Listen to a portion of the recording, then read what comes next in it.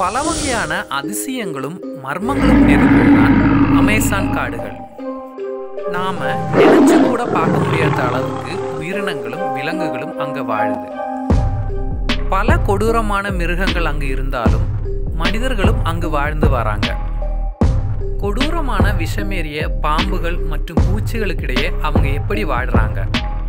Amazon காடுகளோட பல சுவாரஸ்யங்களை இந்த பதிவில் பார்த்துடலாம் வாங்க. தென் அமெரிக்கா கண்டத்தோட வடபகுதியில் உள்ள ஆமசோன் காடுகள் உலகத்தோட நுரையீரல்னு அழைக்கப்படுது. காடுனா சாதாரண காடு இல்லை, 70 லட்சம் சதுர கிலோமீட்டர் பரப்பளவு உடையது. அதாவது இந்தியாவோட மொத்த நிலப்பரப்பை விட 2 மடங்கு அதிகம். இதில் அதிகபட்சமாக 55 லட்சம் சதுர கிலோமீட்டர் முழுக்க மழைக்காடுகள். உலகத்தில் பல்வேறு நாடுகளோட மொத்த காடுகளையும் சேர்த்தாலும் அவற்றை எல்லாத்தையும் விட ஆமசோன் காடுகளோட பரப்பளவு அதிகம். இந்த காடுகளில் 39,000 கோடி மரங்கள் இருப்பதாக கணக்கிடப்பட்டுள்ளது. உலகத்தில் எந்த பகுதியிலும் இல்லாத மரங்கள் இங்கே காணப்படுது. 16,000 வகையான உயிரினங்கள் இங்கு வசிக்குது. இவற்றில் ஏராளமானவை மனிதர்களால் அறியப்படாதவை.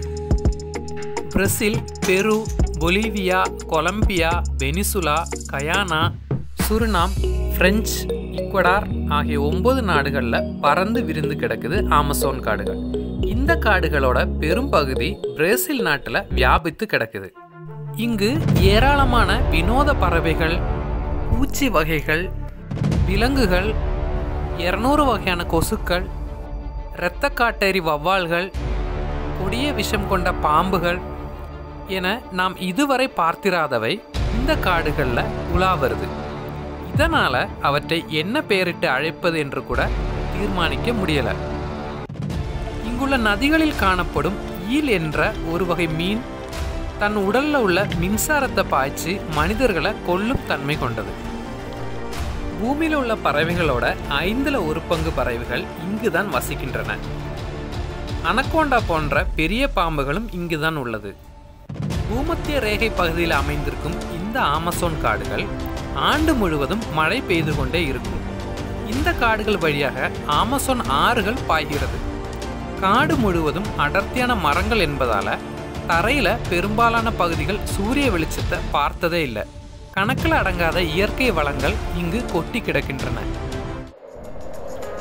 ஆப்பிரிக்கா கண்டத்தோட வடபகுதியில் அமைந்துள்ள சஹாரா பாலைவனத்திலிருந்து மேற்குல உள்ள அட்லாண்டிக் பெருங்கடலை நோக்கி புழுதி காற்று ஆண்டுக்கு 18 கோடியே 20 லட்சம் டன் பாஸ்பரஸை ஆமசோன் காடுகளில் கொண்டு போய் சேர்க்குது.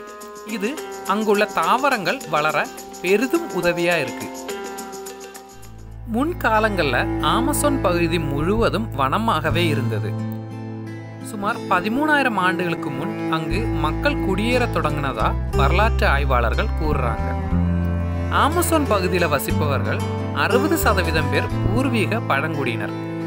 இவர்களில் 400க்கும் மேற்பட்ட குழுக்கள் உள்ளன. 170 வகையான மொழிகளை பேசுகிறார்கள். இவர்களில் 100க்கும் மேற்பட்ட குழுக்களுக்கு வெளியுலக மக்களுடன் எந்த தொடர்பும் கிடையாது. பறந்து விரிந்து கிடக்கும் வனாந்திரம் என்பதால் எந்த மருத்துவ வசதியும் கிடையாது. அவர்களே வைத்தியம் செய்து கொள்வார்கள். பல 100 ஆண்டுகளுக்கு முன் மலேரியா காய்ச்சலாலும் பல வினோத நோய்களாலும் 40,000 பேர் பலியானார்கள். தற்போது 2,50,000 பழங்குடியினரை வசிப்பதாக தெரிய வந்துள்ளது. பழங்குடியினர்ல சில குழுக்களை சேர்ந்தவங்க ஆடை கூட அணிவதில்லை. சில குழுக்கள் பெயருக்கு ஏதோ ஒன்றை உடலில் சுத்திக் கொள்வாங்க. வெயில் மழை எதுனாலும் அப்படியே தான் இருப்பாங்க. தங்களுக்கு தேவையான உணவை வேட்டையாடி தேடிக்கொள்வாங்க. புல் இலைதலைகளால் ஆன குடிசைகளில் வசிக்கிறாங்க.